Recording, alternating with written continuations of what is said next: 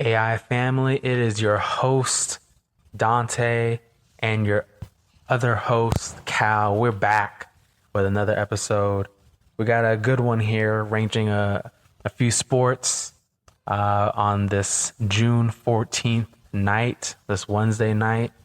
Some things that have finished up, some things that are starting up here pretty soon, things that are currently going on. We're going to get all into it. But before we do, I want to give out a big shout out because this weekend we have Father's Day.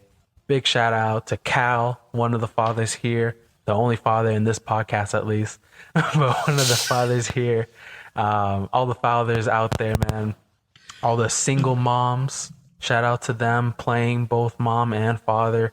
We just want to do a big shout out with respect due to everybody. Love on your pops on this weekend, every day, right? But this weekend as well. So just want to give a big shout out, man. How you feeling going into now your, what is this, your second, third? Second, third, yeah. Father's Day. How does it feel any different each time, or is it about? I don't know if that's the right question, but does it get like more and more like emotionally like invested and like it hits you a little bit more each time, or is it all the same level, just at a high level? You can't really distinguish. Last year, Ivy scribbled on a card for the first time. So that was like really cute to like, that's very sentimental. I think don't hate me. I know I have it, but I just don't know where I put it because I didn't want to leave it on my desk. But I kept it because it was very, very cute. And so I would expect maybe she attempt her name again this year. So that'll make it a little more entertaining. Right. Apparently, I'm supposed to do whatever I want, but like it's like weird to like try to do anything I want. This week is be a little bit interesting because the U.S. Open will be on, so at least I get to enjoy that with Father's Day and my birthday. But besides that, I don't have any other plans. Sometimes keeping it chill and kicking back is the right plan. You know what I'm saying? So that is solid. It is kind of crazy if you think about it. I don't know if it does it every year like this. I can't, don't quote me, but yeah, you got an interesting weekend, like birthday weekend. It's your birthday, Father's Day, and then I mean, hey, you Black by Association. We got Juneteenth on the Monday, 3-day weekend. So I mean, that's crazy. That's crazy. But yeah, a lot going on. Oh, and it is 19th. On Monday, yeah, man. So a lot going on this weekend. U.S. Open, all that. We're definitely going to speak on a little bit about the U.S. Open and a giveaway that we got going on. So stay tuned during this episode. We're going to fill you guys in. Yes, giveaway.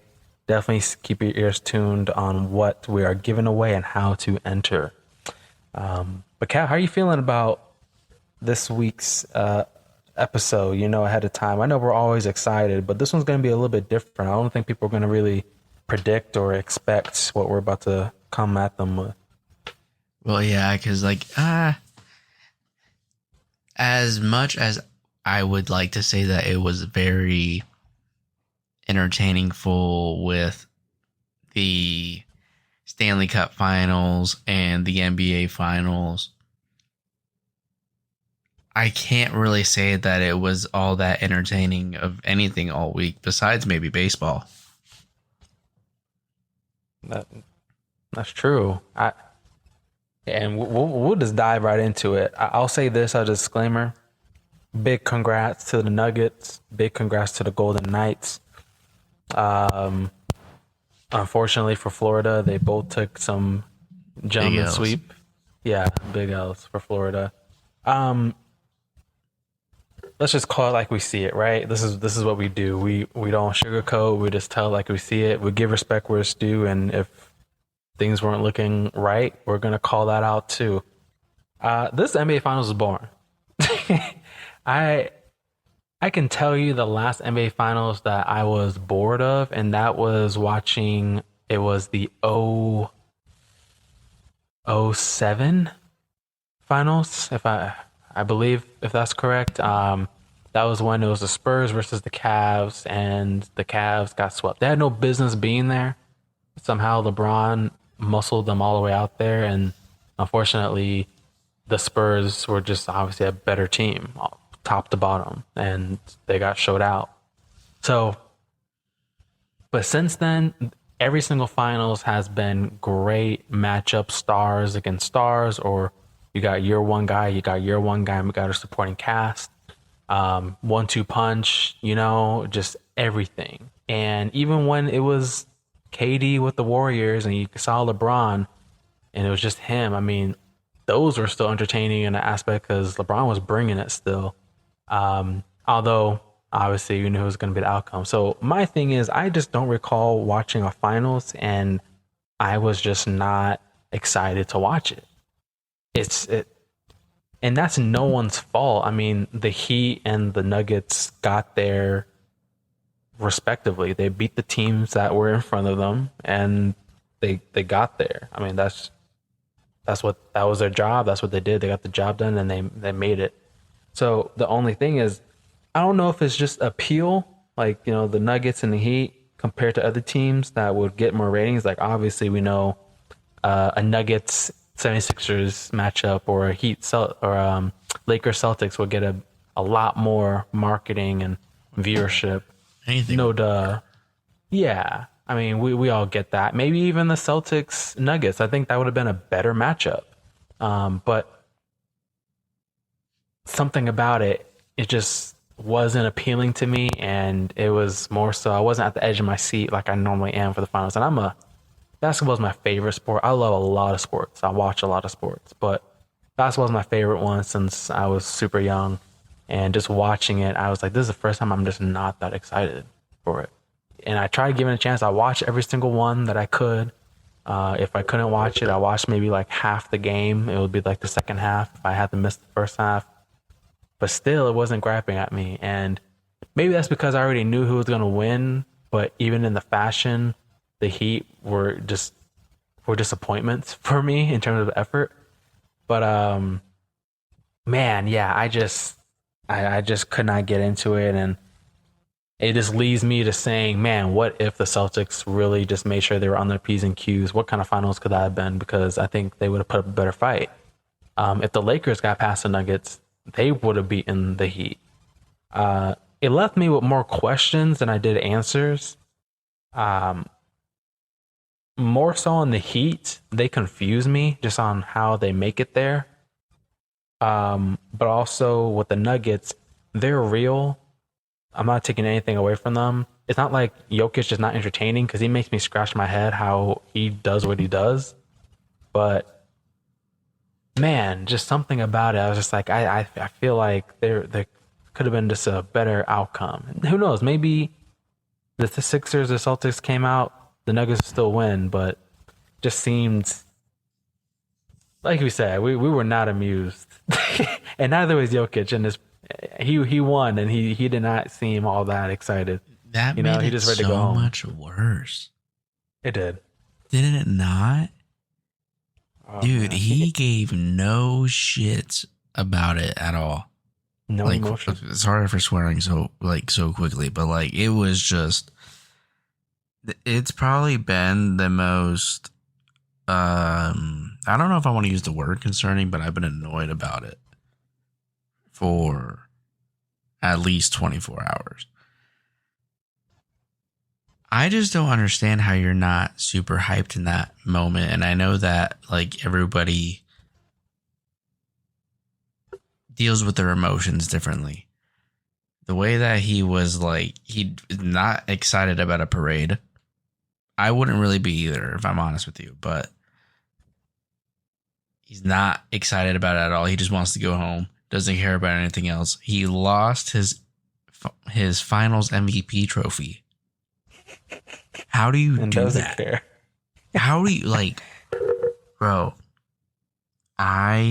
If I won any award, I don't care what it is, like in a professional sport, I would make sure that thing is like secured and like get this thing to my house now. Mm-hmm. How do I you hear just let that thing go? And he seems super nonchalant about it all. Dude, like so is like the trophy not gonna go back to his like home country? I'm sure it will. I'm sure someone on the staff has it. No, I'm not talking about that one. I'm talking about the Larry O'Brien. No, because he's probably gonna put it in the corner, leave it in the Nuggets facility where they can be like in a cage. It like you said you didn't really like want to blame anybody, but like the Heat just really didn't show up. They looked bad. They looked like an 8 seed. That's a great point. I'm glad you said that. For the first time, they look like an 8 seed during this playoff. And that's wild. I don't know what it was about it, but definitely game 1 was just like a slap in the face. But I don't think they should have won a game. I honestly don't even remember how they won a game. Yeah, it was game 2? I would assume so, but like I was just like, wow, I don't know when they actually did that. It was actually a gentleman's sweep. That is crazy. Yeah, you hope for at least a game 6. At least just some type of competitive series. Yeah. So I'll ask you this: after seeing how Jimmy did muscle his way, and the role players definitely played a big part during this playoffs, but Jimmy Butler played as a number 1 option up until the finals. We've seen this story before, though, them falling short. Do you consider Jimmy as, because we just talked about this on a previous episode, I think maybe an episode or 2 ago, but do you see, after seeing this, like Jimmy Butler as a number 1 option on a championship level team? Like, is he capable of being the number 1 guy? I don't.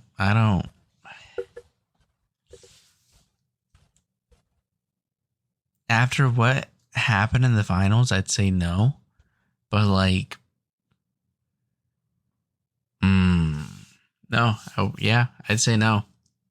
This is twice. Correct? Yeah. Once in the bubble and now here. Yeah. Yeah, this is twice. Yeah, no, like I think realistically, if he would have been able to do it, he would already have at least 1 ring. Respectfully, that Lakers team was destined to win.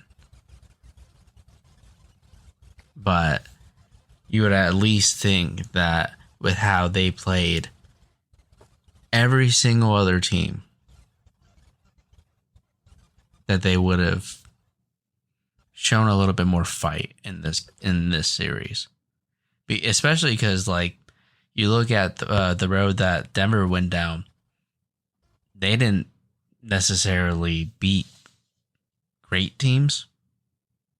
They did beat really good teams, but like the routes that they went, there was a harder difficulty for the Heat. Oh yeah. I'll say this. I'm gonna change my tone. I've always been saying no. Jimmy Butler is not a number 1 option. I'm gonna add a little more detail, if I will. He is a number 1 option on a championship level team to an extent, aka up to a point. It's like up to a certain point, he can do that, but then there needs to be someone else that is just like, okay, you know what? I got the keys. You know what? Take a slide to the number 2 option. I got it from here. Like someone that can at least put up 30 any given night. Like that's a number 1 option to me, where it's like, hey, forget a game plan. Give me the ball. Jimmy Butler every now and again has that capability, but that's not his game all the time. And you got to have that guy that can do that. I'm like Jimmy Butler is a great, phenomenal player. He is a standalone player, like in his own category. To be honest, there isn't really another player like him, like fully. But yeah, it was to the point where I'm watching this game 5, and I'm like, in the fourth quarter, he was like late in the fourth, he was starting to try and be aggressive, but there was points where I'm like, Jimmy, like, try to take over. I've never seen a number one option rely on his role players so much, like as much as he does. Like he really depends. Like you depend on your role players. Like it's a team game, but I need people to hear me. Like he was really relying on them like a lot, where like a lot of demand was on the role players to do something that it's like, no, this is Jimmy time. This should be Jimmy time. I look back to think on number one options like I don't know, Kevin Durant or Steph Curry, Kobe, all these guys, right? They got the ball in their hands and they're taking over.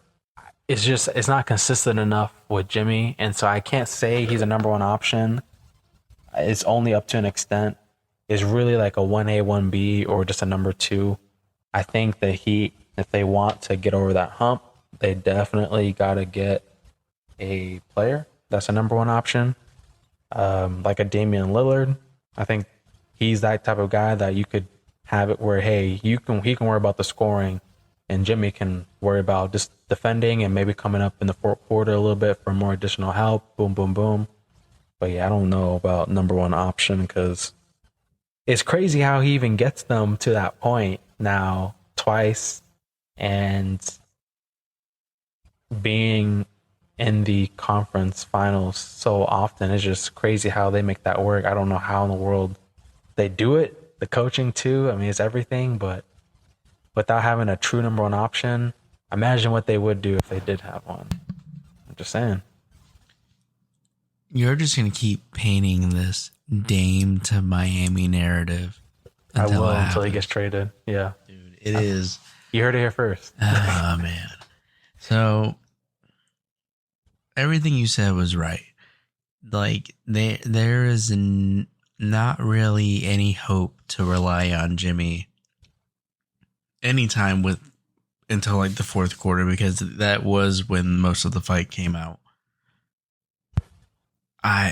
It was just a really poor series.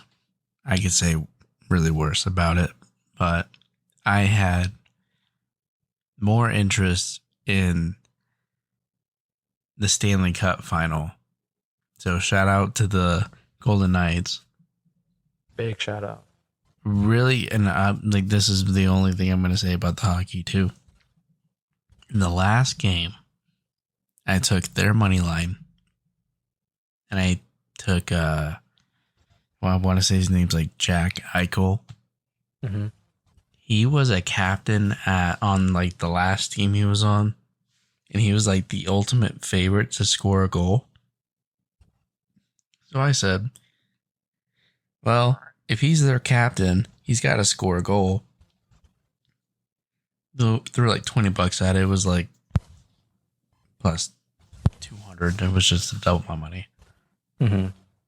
And there was 11 goals scored. Sorry. Mm-hmm. And he was not one of those scorers. You're in luck. Dude, I was like, hey, can we put the game on? And they're like, what do you want to watch hockey? I was like, I don't know. I got Vegas money line and some guy to score a goal. I don't know who he is. He was just the favorite. I assume that he's a captain. And he, like I said, he was a captain. But he's not a captain on this team.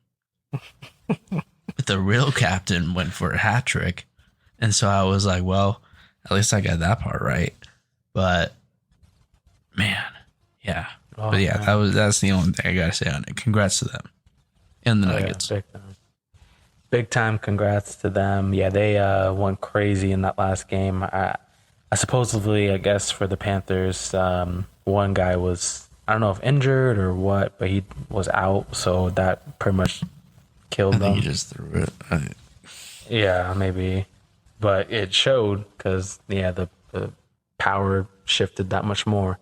So I had them winning regardless coming into that game. I didn't put anything down for it, but if I were to, had that money line. To wrap up the NBA segment, I wanted to see now that the Nuggets are the champions of this year, nonchalantly, right? Do you have them as favorites to repeat? Like, forget Vegas odds; they may, being prisoners of the moment. I'm gonna have Nuggets as the favorites, but like, is there anyone else coming from the West or maybe from the East, especially with any rumored trades that could potentially happen? Like, is there anyone that you're like, I wouldn't count this team out, or hey, you're saying the Nuggets have a better chance of repeating? So let's say that the Celtics bring back Jalen and they add a couple more pieces. Mm-hmm. That's a team to be worried about. As far as the Nuggets repeating, I don't know if. I definitely think they can win the West if everyone stays healthy. Realistically, Mm-hmm. like, man, like, okay. And then the other thing is,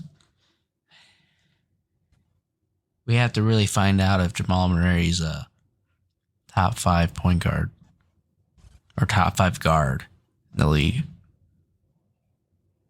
Ooh, yeah, I gotta give him his respects. He's back. He's been good, and like,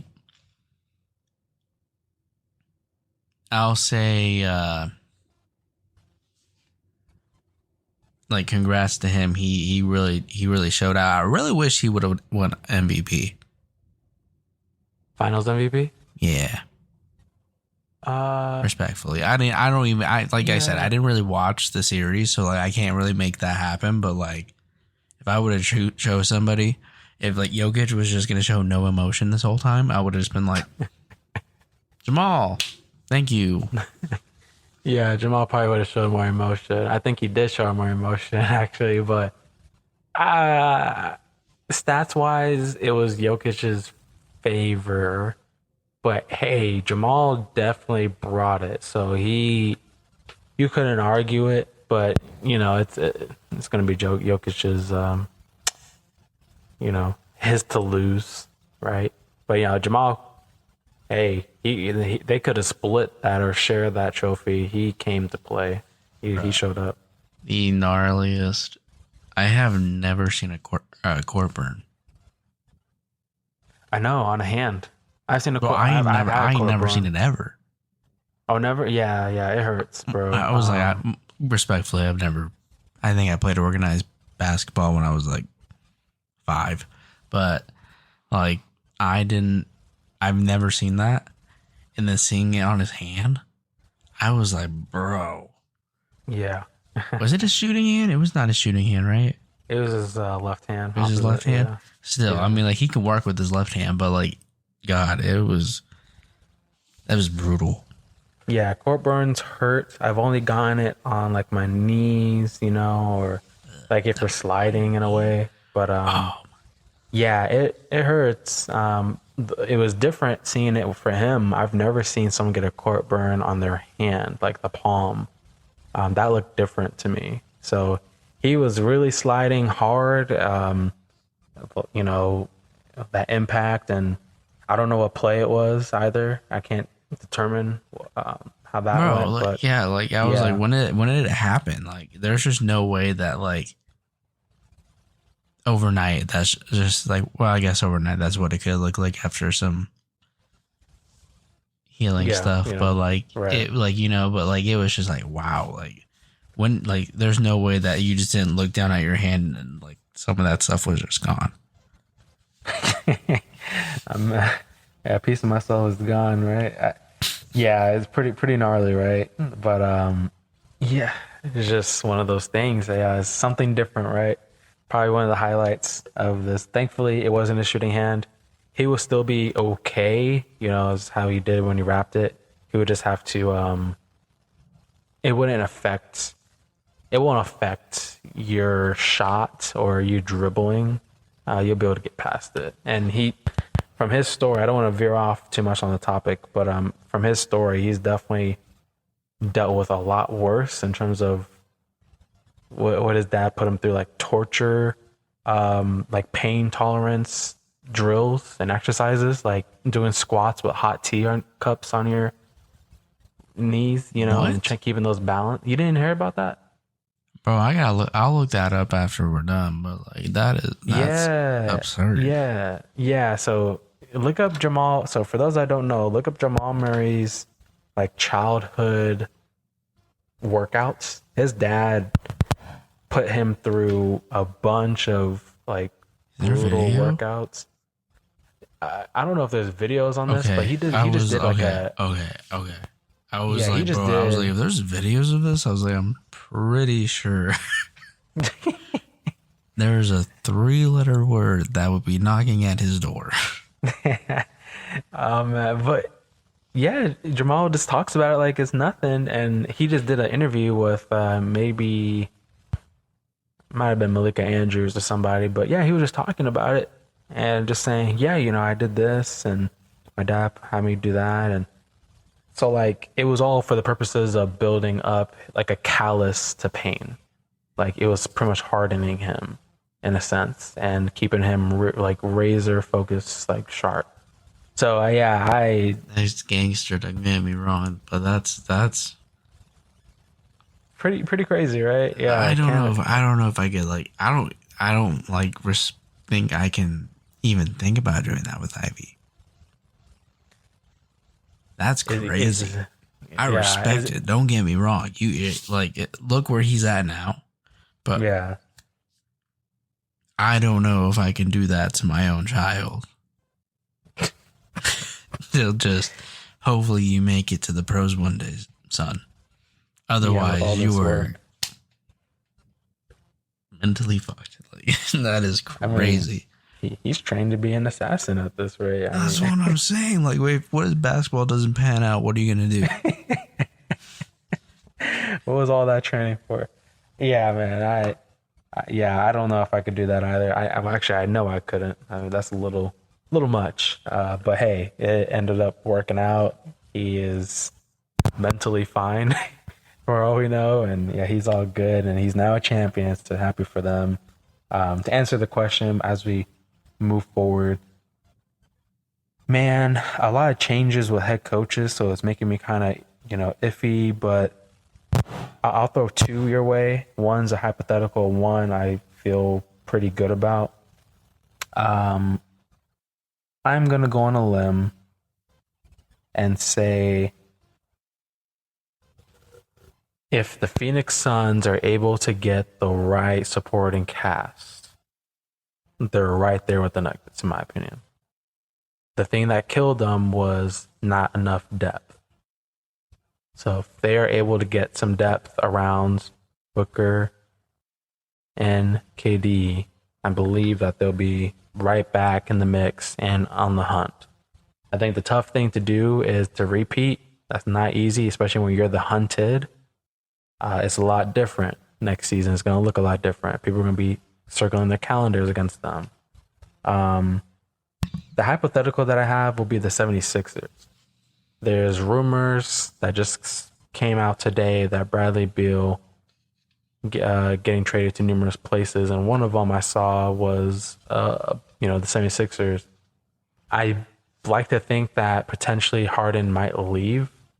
So if they swap him with Bradley Beal, who is a bucket, as a number two option with Embiid, a lot more reliable than Harden at this stage of his career. And that would be pretty crazy to see those two kind of work at it. And Bradley Beal, man, I know he doesn't get as much limelight since he's at Washington, but put him on a contender, and a lot more televised games, and people were going to find out, or they're going to be reminded. So I would say 76ers, personally, if that were to happen, of course, with a trade. But that's all I got Did for you. did Philadelphia like pay Joel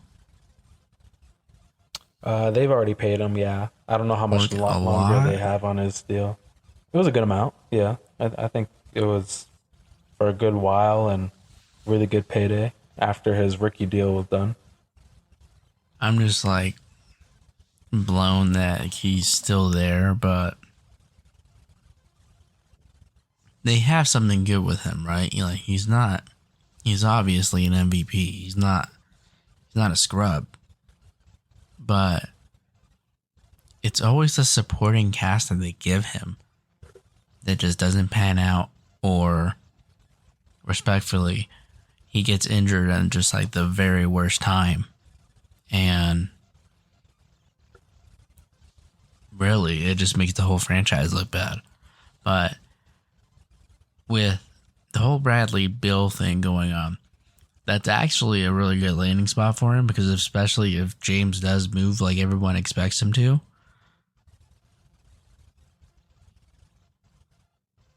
I don't see how putting Bradley Bill on a already contending team. I don't know what will get Beal there, so that's going to be kind of scary. But if they can keep most of that cast, they're still in a good spot. And adding Beal, I'd almost say that's almost like borderline best team in the East. Yeah, I think the East is pretty wide open. I don't see the Heat presently constructed making it back there again. Like, they're not going to best the Milwaukee Bucks again. Not They're not even going to with best Dame? the Celtics again. If they add Dame, that's why I said presently constructed. If it's presently constructed, no. They add Dame, they got better now. They got a lot better. So I do win, think so- that they can't have Bam as their center. They need him as their power forward. They need a true center. Okay, I Doesn't thought have you were be trying to get scoring. rid of Bam. I was just like, bro, No, that was no, the craziest stray ever. Like, No. I love Bam. I just feel like you lack a lot of I size. was like, bro, you can't just like. No. I was like, you just want to just get rid of Bam. I was like, he low key like. I had never Yeah, actually seen Bam like shoot a jump shot, but he was like, he was clean. Yeah, he's a good player. He's a very good player, and he showed up these playoffs. It's just Clean green and jelly the bean. finals. But he's not even 7 foot, so it's like who, when it comes to like big bodies like the 76ers or like Jokic with the Nuggets, who are you? Like, he's a very athletic, and he's only 6'9". He seems so much taller, but like he's only 6'9". He can't really defend that so much, only so much. So it's like, personally, you need a true big man who can at least be on the inside and contend. I don't understand why his overs on his rebounds were so high. Oh my. With Jokic? That is why I got fleeced all year. Jokic? Or No, with Bam. why his overs were so high? Yeah. You They didn't know weren't his even height? like bad. They would be like 7.5, 8. But like it was like always like, yeah, Bam would do that. But now thinking about it, he's only 6'9". It's like, damn, there's a lot of people that are bigger than you. Yeah, it depends on a given night. If he's able to get those boards, he has to really battle for them and really use his athleticism to go up and get it. But yeah, like, he's strong and everything, but I mean, that'll only get you so far if the guy can just put a hook shot over your head. Yeah, they just need a true. I think he'd be better off as a point power forward if they can get someone. So if they touch up on that in terms of size and get Dame, yeah, then the Heat have a really good shot of coming back. That is just. Now I'm like getting into like thinking all these hypotheticals of all these teams now. Like it's just. That's what's gonna make the this summer a lot more interesting, but just without baseball, the NBA is going to change so much this summer. Oh, we're gonna have a lot to talk about. Besides just baseball, like you said, we're gonna have a lot to talk about with trades, free agency. Yeah, this is gonna be interesting this summer. There's gonna be a lot of changes. I think a lot of new faces and new places. This is the one league where you have that a lot of changes. Like each season, 2K has to keep changing and updating, right? Like, or you have to keep updating your jersey. Like sometimes I've kind of slowed off on buying jerseys. If I do, it's classics now because, man, I don't know who's gonna end up leaving. Like they change their mind and they don't want to be there anymore. Uh, so yeah, everyone's going somewhere. You never know how it's gonna go and what changes, but this summer is gonna be interesting. We'll see what happens. It'll be very interesting. And I mean, like, what's very, very interesting right now is the fact that baseball it's in a really, really good place right now, if I'm honest with you. Oh yeah. The NL is just crazy with both the D-backs and the Braves in the top. We were just talking, like when we went to the game a couple weeks ago, that like they were at that time tied. I think the D-backs are better right now. I'm trying to think. Actually, no. I think that Braves are now back up because I think they won 2 of 3 against Detroit, and the D-backs lost 2 of 3 to the Phillies. Yeah, it's a 1 game difference right now. They're gonna keep playing cat and mouse, I think, for a little while. They will, and like, I have to give credit where credit's due. That D-backs team that I completely gave up on, and I did say earlier, like before the season, that they could be a sneaky team to like win the West. They are solidifying themselves as a team that can do that. But they're also making themselves known that they're one of the best teams in baseball. Out of nowhere. I guess they made some they got some trades done. If I'm understanding that right. They did some trades and then they did some other things, but yeah, I don't even know. They definitely did some things, and I think they signed a couple free agents too, which probably helped them out a bit. But their pitching is a lot better. They're hitting. They got some hitters, and so everything seems really sound right now. They did what they had to do this summer. They float underneath the radar. Yeah, their like main issue is their relief pitching. They just give up. They give up a lot of runs. Their closer, especially. Yeah, you know what? That's true. That is true. He's an issue. You can't have that. If you can get some help in the bullpen, that's gonna be a big key going into the later months of the year.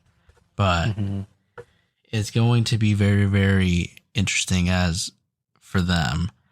I do know that the All-Star game is also coming up in about a month, a little bit less than a month.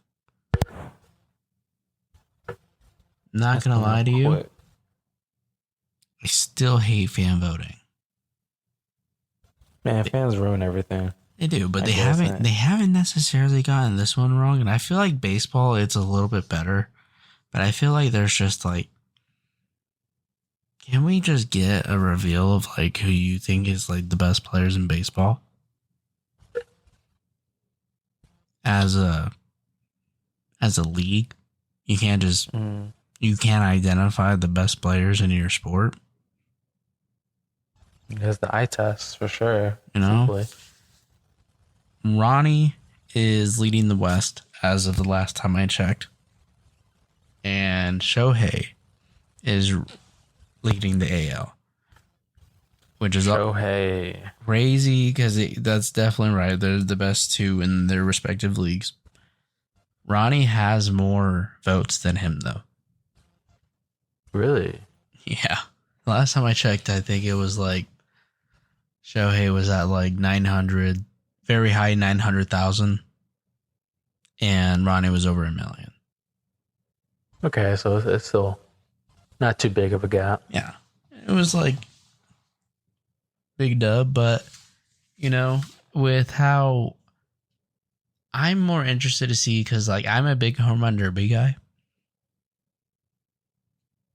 and I don't know who's gonna play in it this year, but there are a lot of hot bats that would be really, really fun.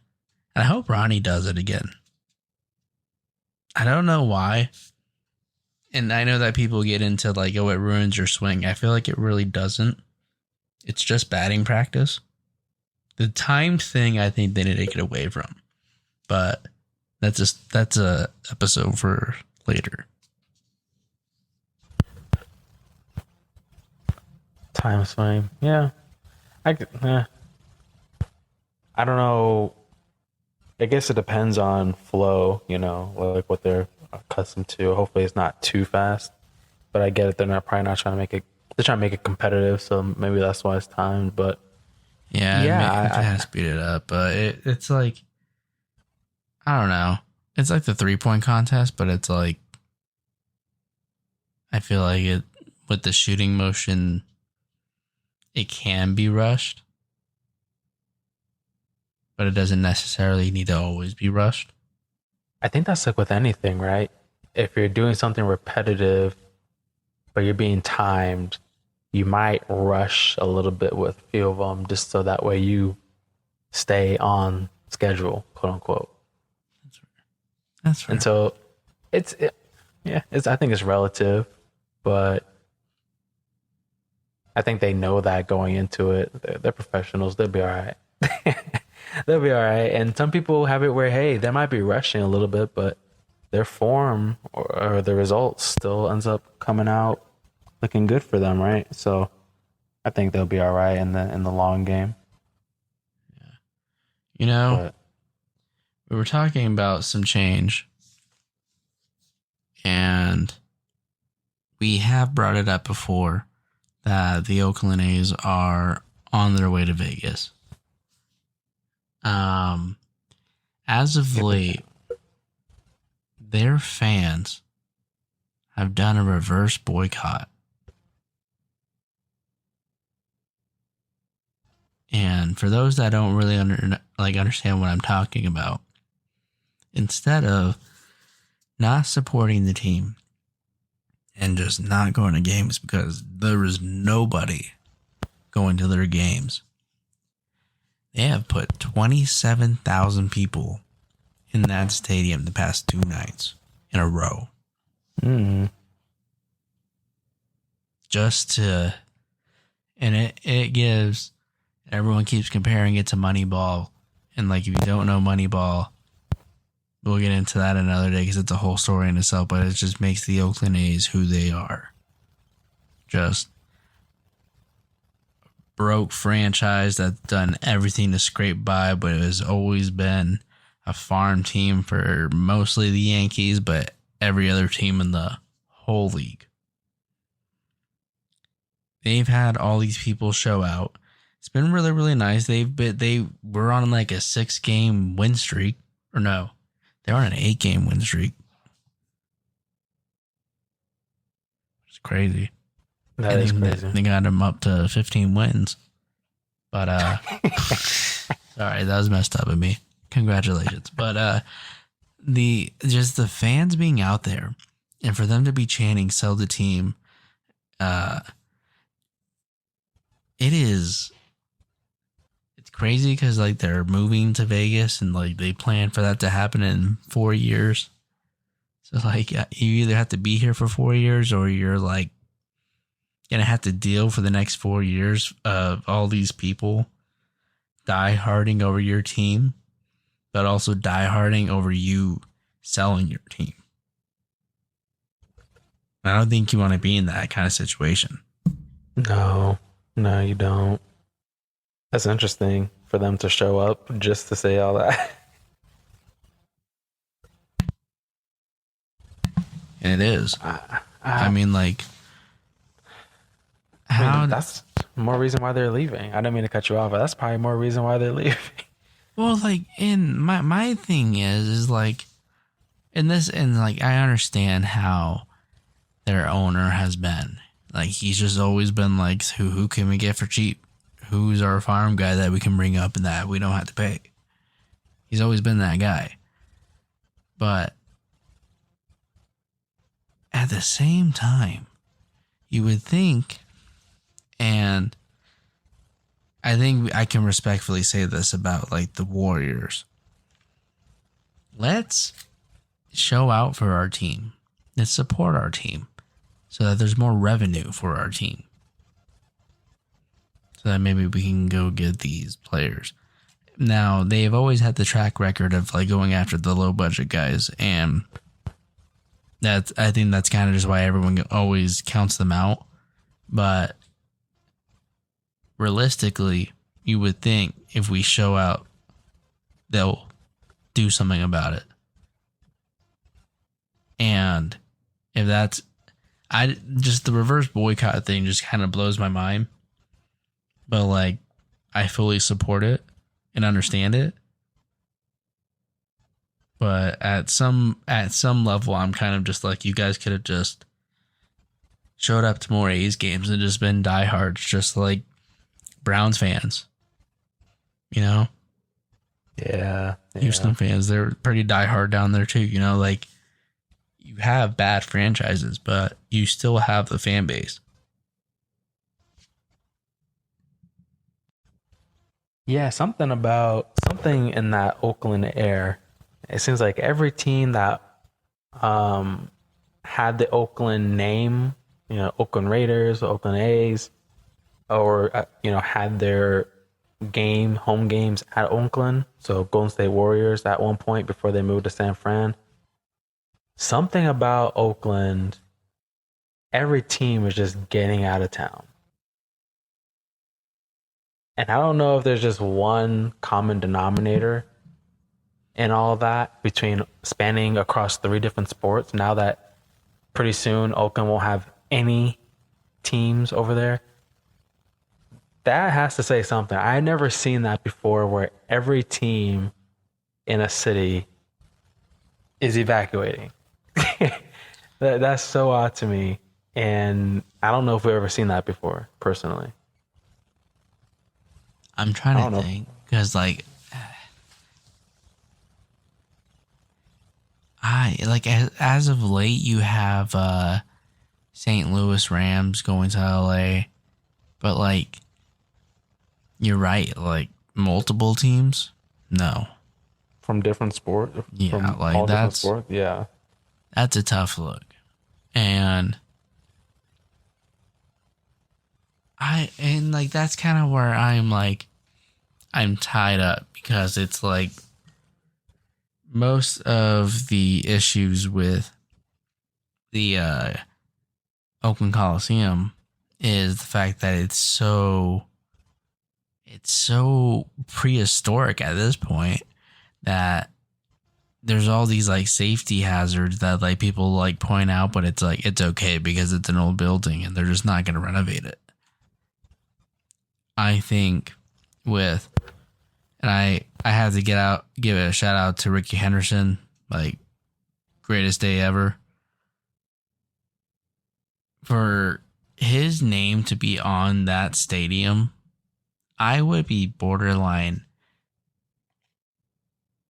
like pissed off of like how you treat that place, because it should be much better for the players, for the fans, just overall just needs to be better. And this will just be my last thing on it. I fully believe that they need to sell the team. if you're just not going to care about it at all, we're already moving. And like, I think there might be, there could be a chance. I think it's slim to none that you can keep that team in Oakland. But it would have to come from somebody wanting to actually invest in that team. And not even in that team. They have to invest in a lot. Because right now they're respectfully not very good.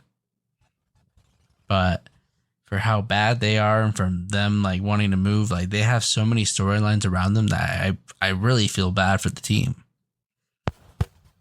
And those players to be on that team right now.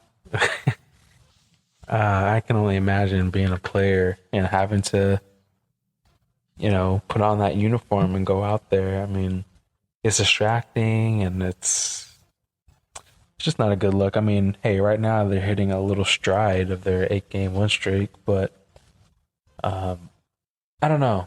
It's just a lot going on, and I think they need a lot of changes. So hopefully those changes happen soon. Obviously, one of them being a move of scenery in Vegas. I'm never usually the biggest fan of having a team in Vegas. That's just me personally. I know financially and just the appeal, it makes a lot of sense business-wise. I'm usually not a fan of it just because I think I don't know, the idea of having a sports team at the one place where, is known for betting and then there's a lot of distraction. It doesn't seem like the most ideal place to have your players at. But clearly it works for hockey. We're still pending on the Raiders. But for the Golden Knights, they seem to do just fine.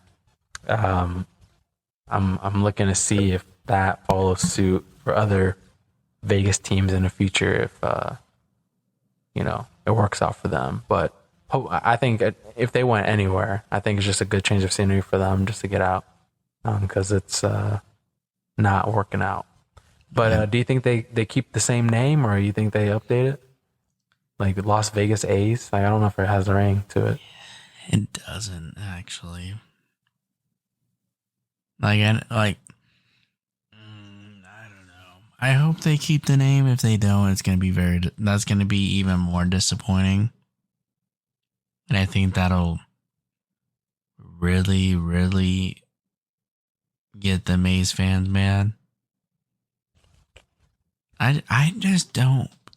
If you're going to make Oakland mad, don't make them hate you forever. Yeah, at least keep the name. What if you have to go back? Las Vegas Athletics. What if in 20 years you have to get a new home and nobody wants you and you have to ask Oakland if we can come back? No, you can't go back. Exactly. I don't think you go back regardless. Like, think about it. Oklahoma City Thunder ain't going back to Seattle. The LA Rams aren't going back to St. Louis. I don't think you go back normally. It's done. You're right. Unless that's happened before. I don't think it has. No, it hasn't. Because I remember that the Oakland Raiders were the Los Angeles Raiders. And then they were the Los Angeles Raiders, I think, right? Yeah, I think at one point. So I think that's about it, but yeah, that's about it. I don't think they have to worry about that, but if they had to, that's jokes.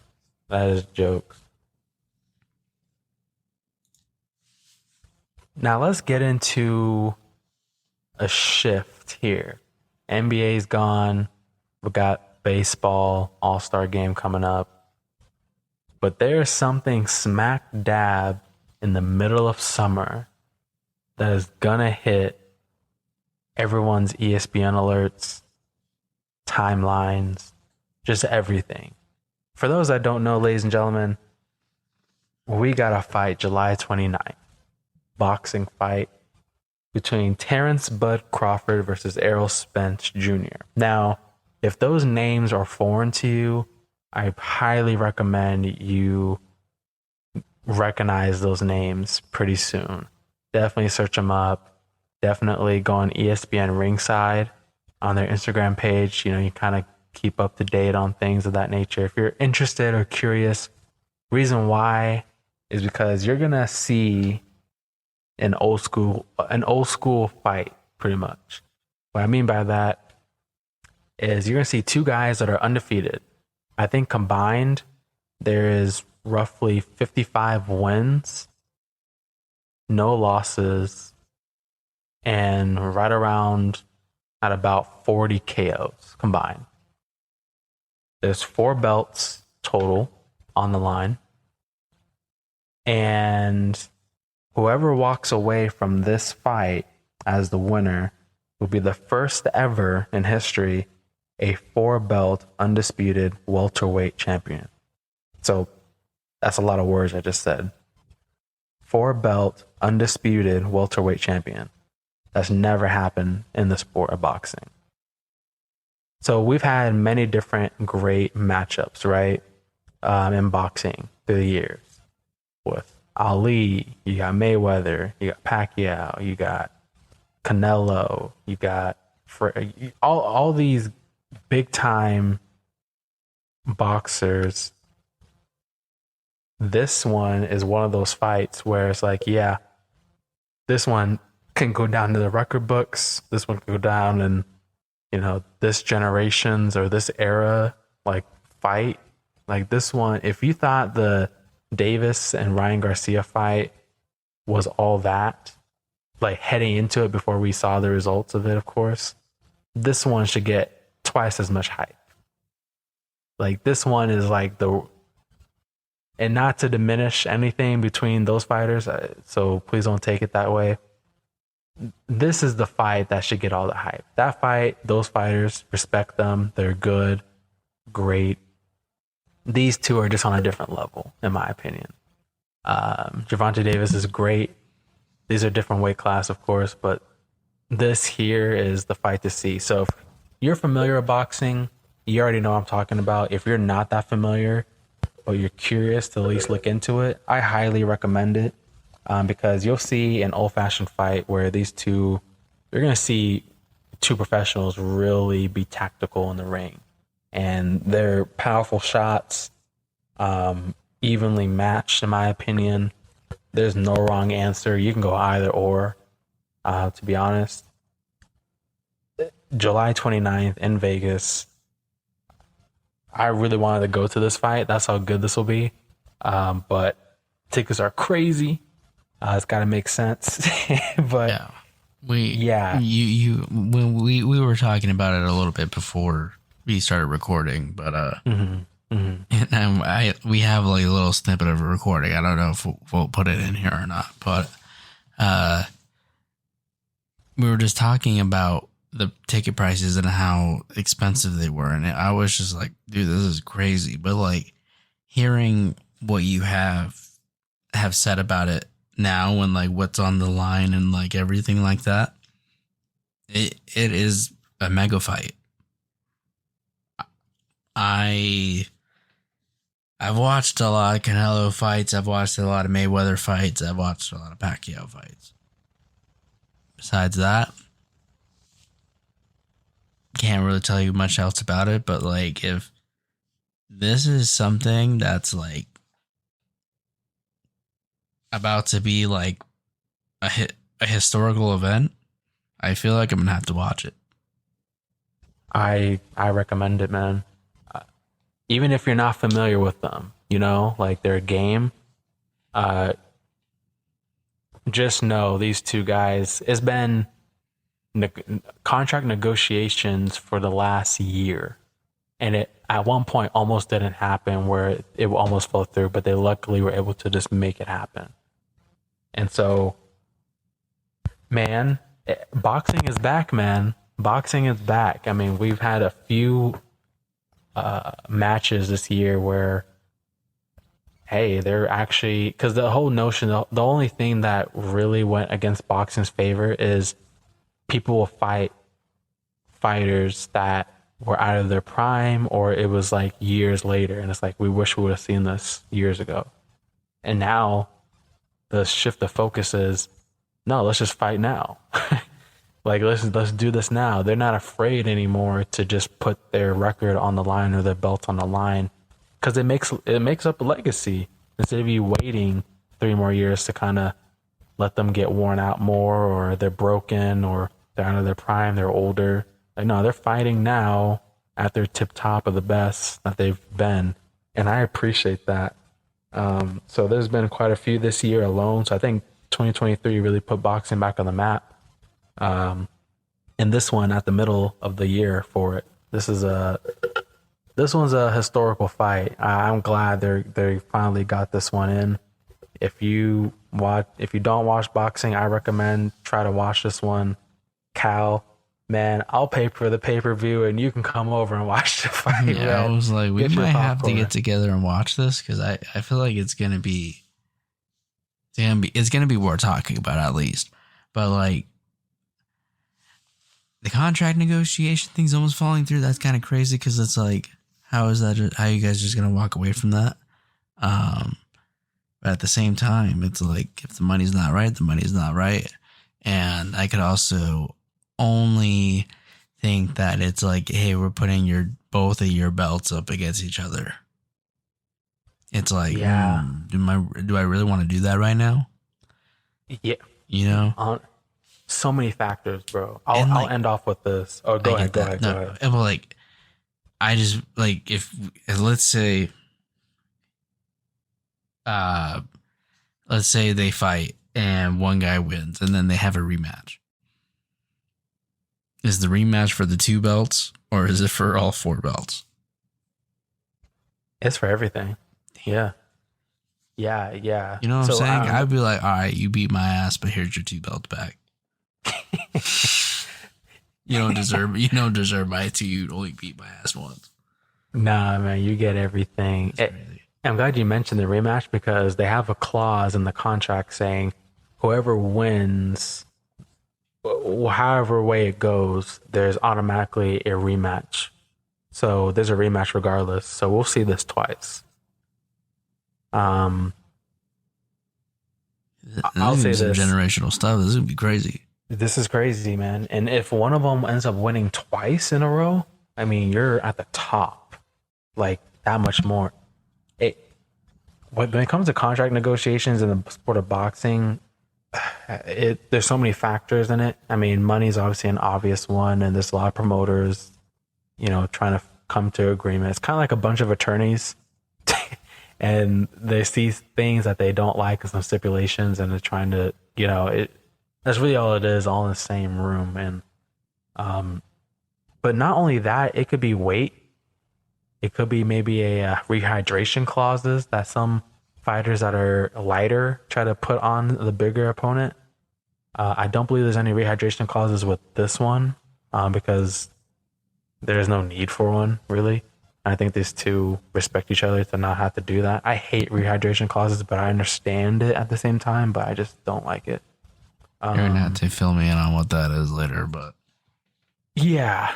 So, long story short, and I'll give you a more in depth, and maybe for the viewers that don't know what that is, essentially, what like Ryan Garcia and Gervonta Davis. Ryan Garcia normally is bigger in weight. What they'll do is all training camp, he cannot, he has to be at a certain weight. And so he pretty much is starving himself in a sense, drinking a whole bunch of water. It's almost like a fast for him, as he was talking in interviews. And at the point when they do their official like weigh-ins, like the weekend of, or the Thursday, Friday, he has to be at a certain weight to be able to fight that Saturday. But after that, he can balloon up and eat whatever he wants and go to a weight, like a higher weight than he wants to. So I think he had it where he made weight, and then that night and the next morning, he probably gained maybe like 5 pounds. And then he went out there. The thing is, with rehydration clause, it can mess with your internal organs, where he took that body shot and that messed them up. And there's things to that. Yeah, there's things to it. There's little things to it, and there's probably some more. I think I heard something about training camp. I did There's some hear that things with too, that. and I was just like, you got rats, but Yeah, but that's just a little insight. Like rehydration clause is kind of weird. I don't really like that because your body's used to something. Now you're adding on weight, which you can choose to do, or you can just stick with what the weight you've been claused to be at. There's probably a lot more to it. That's what I'm privy to right now. But that's just to give a little insight. And if for any of those boxing aficionados and all that, you guys can fill us in even more. But that's what I know. I've been educating myself more and more over past 2-3 years. But yeah, I think there's a lot that goes into contracts and what they want and what they're privy to on both sides. There's a lot of people involved, and it makes it not the easiest thing. But it's been a long process since 2022 to get this to where it is now. And the fans are definitely happy to finally have this. So this should be making a lot of headway.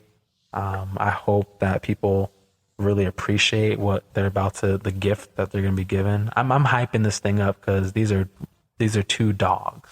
These dudes can box. If I was continuing my boxing quote unquote career, and I put quote unquote, but if I was continuing that, these are the two guys I'll be modeling my game after. Like they are sound, man. And I think someone's going to shock the world. Errol Spence Jr., he's apparently the underdog. Here's a crazier part, Cal, and I'm going to end off with this here. Errol Spence Jr., the underdog, he has 3 belts. So I mentioned there's 4 on the line. He has 3 of them. So you can almost stay. What? Yeah, he has 3 belts. He's the underdog? And he's the underdog. I think the reason for that is because he's been away for over a year and a half. Like he hasn't fought a fight in the last year and a half. Not due to injury or anything. He's just been really patient. He just wanted this fight. So it wasn't due to him being forced to. I think he's just been real patient. So that's what at least he's been implying and stating. I'll believe fought it. Since then. He's fought at least one person and he dominated them. I think there's been at least 2 fights that he's done minimum, and he's dominated. Yeah, he outclassed and outworked his opponents. I found their press conference, so I'm definitely gonna give that a watch tonight. I'm getting very excited for this, and I hope everyone's getting excited. Listen to this because I'm not gonna lie to y'all, man. I'm not gonna lie to y'all. If I'm hyped about something, just know it's real. I don't get hyped about a lot, so just know it's real. They had 2 press conferences. One was yesterday, another one was today. They went to LA, then today was New York. I didn't watch the New York one. I'm still bound to watch that one tonight. So that should be good. But yeah, it's going to be a solid fight. 4 belts on the line. Terrence Crawford has 1. Errol Spence has 3. So you could say in retrospect for Terrence Crawford, it's like, hey, if I win this one fight, I get 3 belts. I get all 4. Versus Errol Spence is like, I got 3 belts. I can't lose all these. Yeah. I worked hard for. Yeah. So, and the reason why there's so many belts, in case no one knows, is there's so many different promotions. It's not just one, like UFC, there's 1 belt. There's so many promotions, and boxing, there's different belts for the same weight class. It can get a little confusing, but that's the short end of, making sense of that. That's fair though. I mean, Yeah. it's definitely. I'm definitely gonna have to get in tune with my boxing side and give my brain a little something new. Oh yeah. Yeah, I think you'll be careful, Kyle. You might get into it to the point where I'm watching fights every weekend. Yeah. I don't watch fights every weekend. It really has to. Yeah, that's crazy. I don't watch fights every weekend. I definitely try to keep up to date on a lot of them. Like the Teofimo fight, I did a reel for the page talking about how he was retiring at 25. Early age, had a great fight. He won and finished off his career at the top. but there's a lot of matchups I would love to see him go into, right? Canelo, you mentioned him, how you watch him. He's now looking into who he's about to fight end of year, and he went up in weight class, so he's gonna go up against some real competition. So he's looking for a different challenge. So yeah, boxing is back. So I hope people definitely keep an eye into it. For those that aren't fans of it yet, now's a good time. Might be a really good time. Oh yeah, most definitely. But I'll let you go. No, I was gonna say we just wanted to add a little boxing into here. I know we haven't done that before, really, so give you guys a little surprise on that. So we're covering everything that we can. We want to make sure we're knowledgeable about everything, though. We don't want to come in just shooting from the hip. Definitely not. And I'm definitely gonna have to do my research and kind of get myself fully in tune. But I'm down to keep following this fight. Oh yeah, most definitely. We'll watch it. We do have this week. We do have the U.S. Open for golf. Really, really exciting week. I know that I have my favorites of Max Homa, him being a SoCal kid.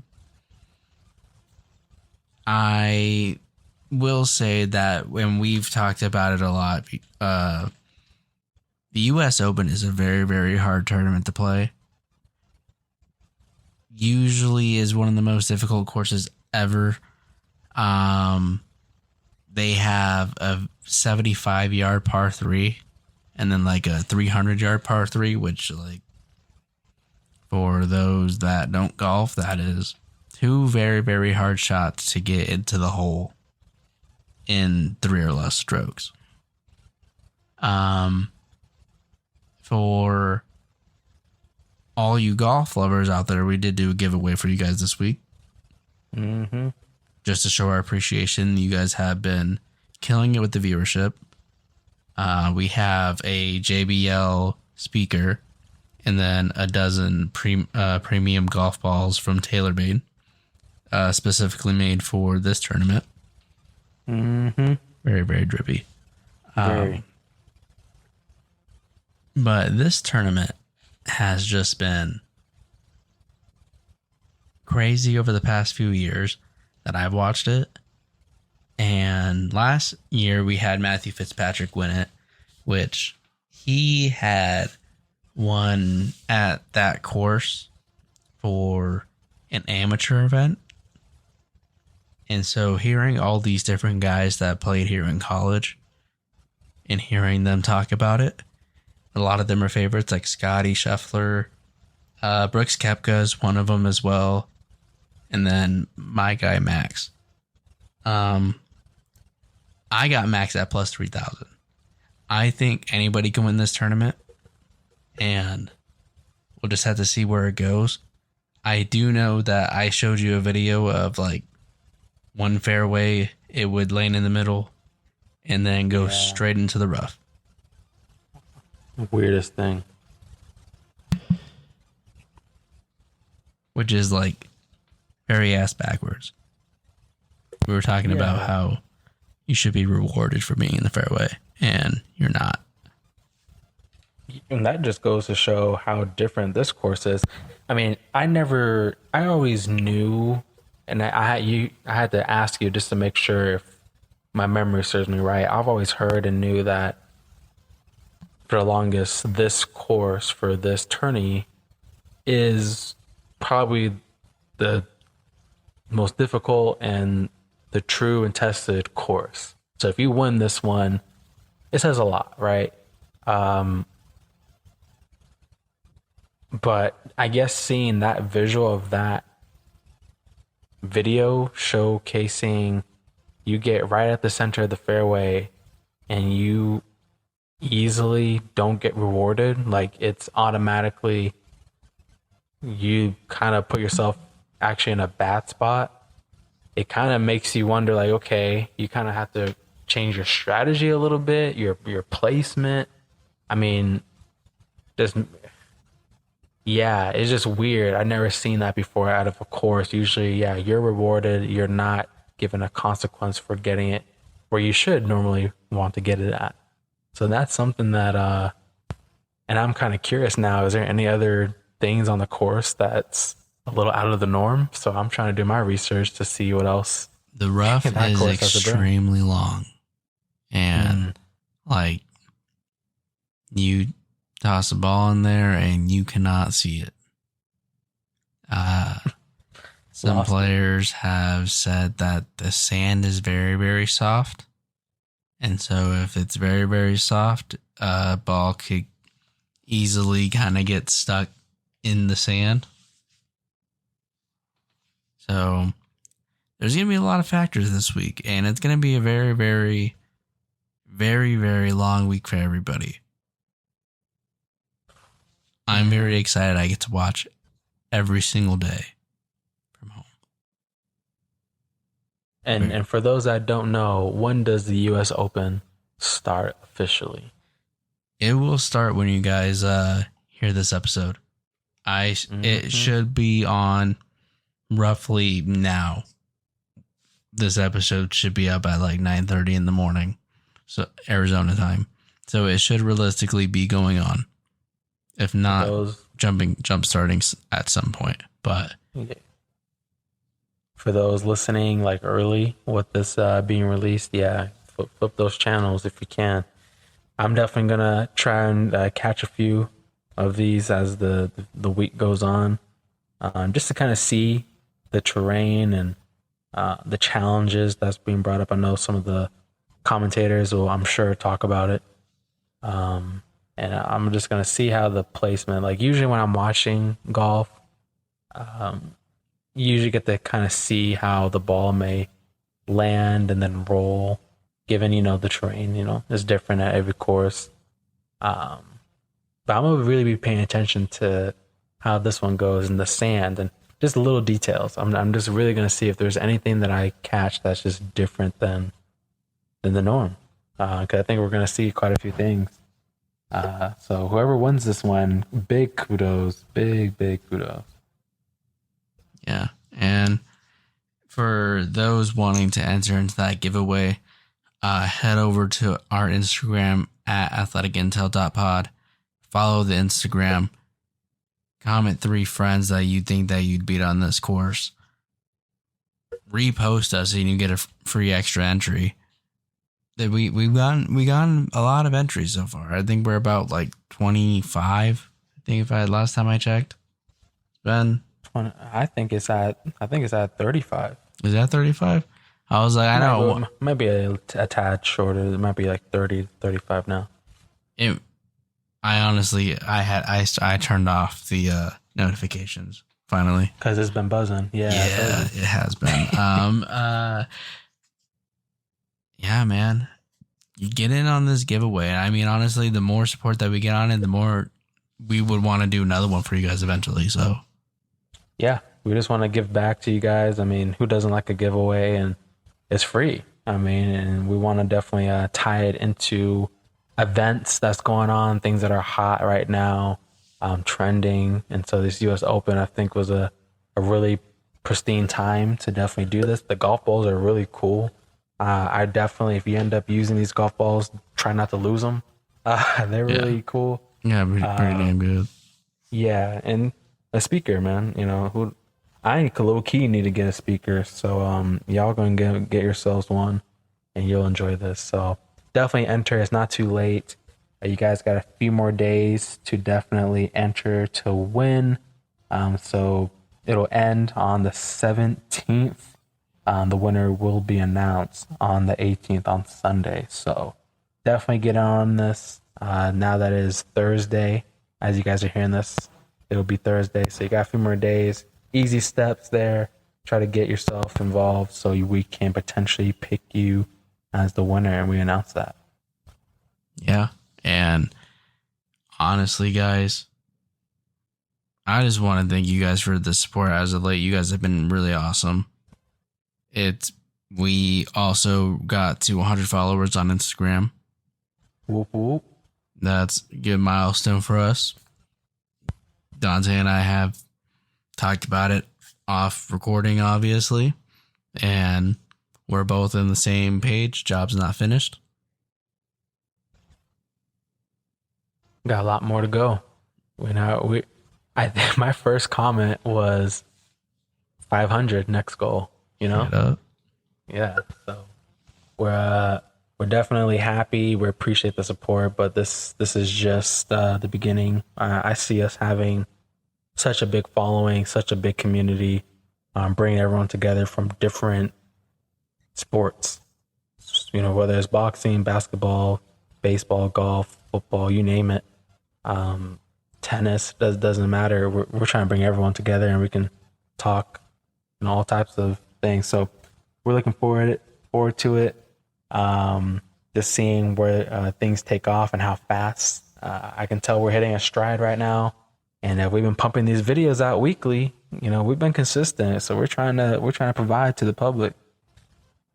So we're gonna keep it interesting and fun as much as possible. And speaking of fun, we're gonna end off the segment with a quick "Would you rather." Now, Cal, we're just shooting these off. We're just gonna rapid fire get these off. And I hope you're not thinking too hard on these. And I want you guys to think to yourselves as viewers, what would you do in this matter? So we have a little game, Would You Rather, and why? A quick why. So the first one we have is, speaking of Jokic, he's, you know, right now people are putting him out there as, hey, he might go down as one of, if not the best center in the game. Jokic's game, he is not athletic. He's not a dominating force. His game is more slow, methodical, a really good touch around the rim, and he can shoot the three, and he's a very good passer. Would you start a franchise with Jokic, or would you most likely start a franchise with someone who plays totally opposite from him, but very dominating as well in his own right, Shaquille O'Neal? So it is very hard to compare the two because they're two very different players. Mm-hmm. But I think from a true five, and like that's how I like to treat my five, I'd have to go Shaq. I just think that realistically, you're going to need someone that needs to get down and dirty and get rebounds. And if my guy is too worried about getting his 3-point shots, I think there's a little bit of an issue. But he is a great passer. He is a great generational talent. I just think that, like, realistically, if for my team, I need a traditional five like Shaq. I got you. And Shaq was fast. He was athletic. Couldn't shoot, but he'll damage. I think my answer, I'm gonna say Shaq. If I just gotta pick one, but if I was gonna be more technical, I would say, hey, if it's in today's era, I probably wouldn't pick Shaq, just given how today's era is, because you gotta have shooting. But if we're going, early 2000s, which was when he was dominating. We need rebounds. I probably wouldn't pick Jokic if it was during Shaq's era. Like, you know, so it's interesting. There's certain players where, hey, it doesn't matter what era, I could still take them, bring them. For these two, I don't really think I could do that so much. But I'll say Shaq. Just a dominating force. There's no answer for him. Even in today's era, I don't think there'll be an answer for him. Definitely not DeAndre Ayton. Sorry, I had to get that in there. Oh man, we have. Would you be a GM for an NBA, MLB, or NFL team? Basically, which one do you think you'd be the best at in terms of constructing a championship level team? Man. As much as I would love to say I know baseball very, very well, I think that I would be a very good NBA GM. I know you wouldn't pick certain players like Alex Len. I know that much. Straight up.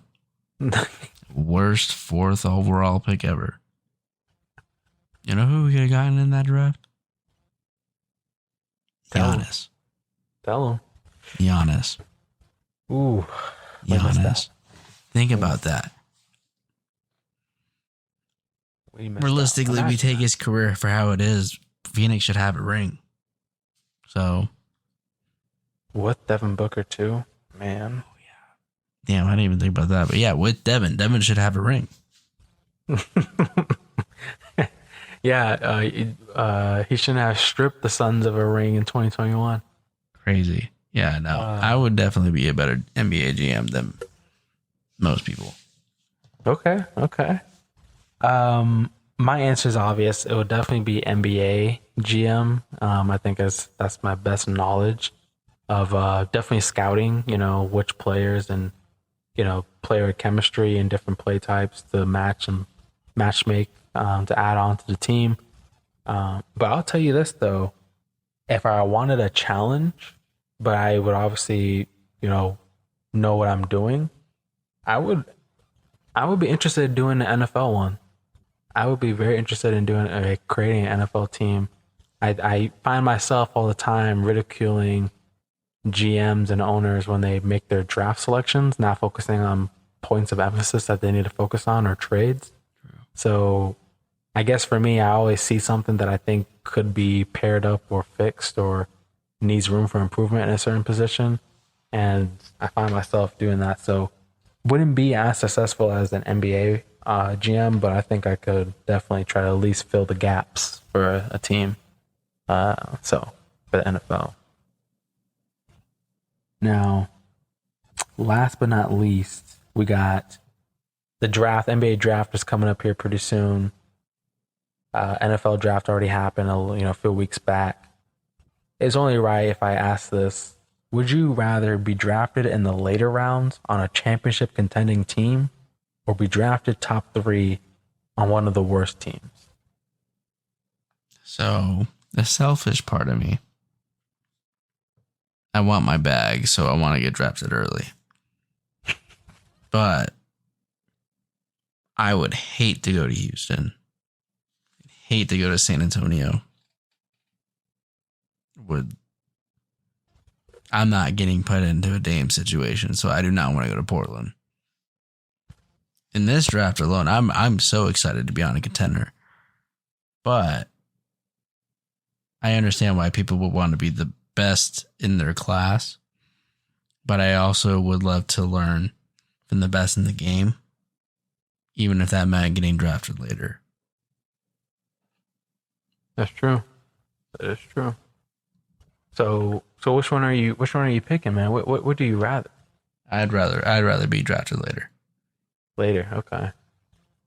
Man, I guess we agree on this one. I was hoping you're gonna go different than me, but I agree. Selfishly, that bag is nice. That bag is nice, and the contract extension options that you get too is also nice. But the reason why I'll take that sacrifice though, and I'll take it a step further, I much rather go in the later rounds with a championship level team because, like you said, you get to really learn from the best up close and personal on the same team. And your opportunities aren't going to be the same like how a number one option is. They're probably going to get more minutes. They're probably starting versus with you, they're coming off the bench. It might be spotty. But here's the thing though, your minutes are going to be super valuable and you're growing in the sport from a mental aspect. You're not probably getting as many reps as the other guys, but like you are at least in the action, but you're seeing them up close and personal at 82 games out of the season. Like these championship contending players or teammates of yours, that can go a long way. And if you start to take a stride and start doing your thing, getting more minutes and really proving yourself to be a very valuable asset for your team when you're out there on the court, you can find yourself growing to the point where, hey, I'm now producing for this team now on a high level. And hey, who's to say you can't take your talents later on after you make a name for yourself and you make a bag now, like how Jordan Poole got drafted from Michigan. He's not the greatest example from this past year, but before he got his bag, like he got traded to this team, was really excelling, making a name for himself, starting lineup, and he ended up getting a bag. So it's a longer game. You don't come out with the bag, but you end up getting it, and it's rewarding. And he's on a championship level team. So that's just one example. That is very fair. I didn't even think to use him as an example, and that's a very, very, very good example. Yeah. The only problem is when people get paid, they start to play bad. Yeah. JP, get your ass out of your head. Oh man, yeah, come back stronger next season, man, because he's a serious talent. But man, okay, we agreed on pretty much everything, man. Okay, I gotta do a better job on the questions. I gotta disagree with you on something. I gotta disagree. It took a lot out of me not to take the money out of the draft pick one. I will say that. Baseball is just so hard to be a GM at, if I'm real with you. Do you think it's due to a certain position, or? It's just like, I feel like you can throw a team together, but there's just no given reason that anybody can play together in baseball. You can put as many talented players on one team as possible, but there's just no guarantee that you're going to win. That's fair. Yeah, I don't think it flows as easy as other sports. Yeah. That makes sense. Yeah, I think that one's probably not the... Kudos to those who do it well, because, yeah, I don't know. That's not... Yeah, that's tough. Yeah, that's tough. Yeah, but that's all we got. I think that's everything there that we have.